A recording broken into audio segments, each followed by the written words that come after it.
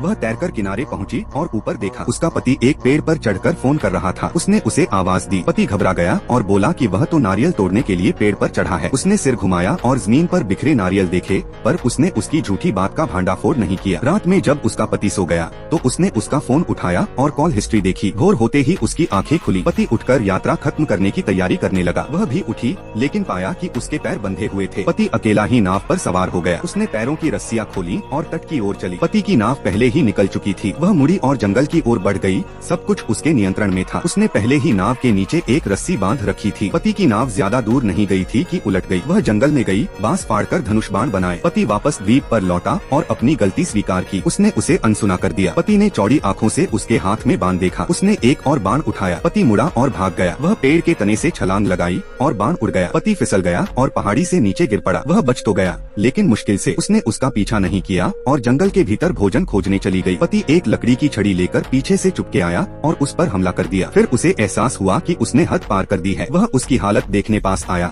लेकिन जाल में फंस गया और हवा में लटक गया। उसने आंखें खोली और धीरे धीरे उठी। पति ने उसकी हालत पूछी। उसने कुछ नहीं कहा, बस छड़ी उठाई और बदला लेने की तैयारी की। तभी उसे दूर से कुछ आवाजें सुनाई दी। वह उस सुनसान द्वीप की आदिम जनजाति थी, शिकार पर निकली हुई। उसने छड़ी छोड़ दी और भाग निकली। पति ने पेड़ हिलाकर खुद को जनजाति की नजरों से बचाया। वह पेड़ पर छिप गया, इससे पहले कि वे पहुंच पाते। दोनों ने मुश्किल से जान बचाई। आदिम जनजाति के खतरे के सामने अंततः दोनों ने सुलह कर ली।